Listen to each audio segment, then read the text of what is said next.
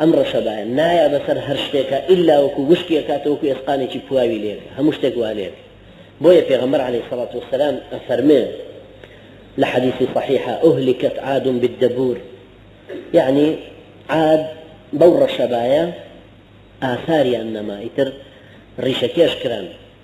حەدیثی پێغەمبەریش زۆرە عەلەیهی الصەلاة وەسەلام کە هەورێکی ڕەشی ئەبینی عائشة ڕەضای خوای لێ بێ فەرمێ پێغەمبەر عەلەیهی الصەلاة وەسەلام کە هەورێکی ڕەشی بە ئاسمانەوە ئەبینیە هەورێکی چڕ ئەچووە دەرەوە هاتەوە ژوورەوە ئەقرەی لێ هەڵەگیرا ئەترسا ڕەنگی تێگەچوو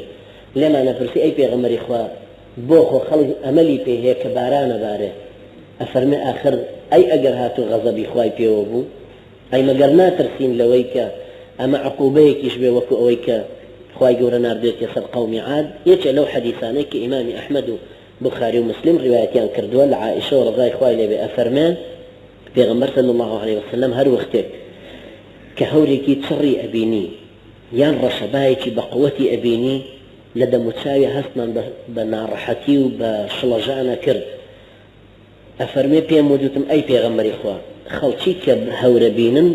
پێیان خۆشە چونکە ئەمەلی ئەویان هەیە کە باران ببارێ بەڵام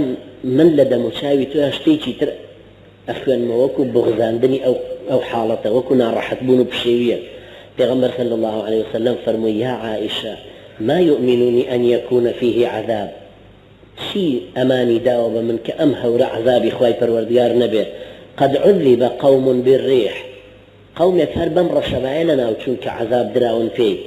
وقد رأى قوم العذاب خەڵکێک ئەم عذابەکەی بینیوە بە ئاسمانەکە چی وتوێتی قالوا هذا عارض ممطرنا وتویانە ئەمە هەورێکە و ئەمە هەیە کە بارانی لێو بارێت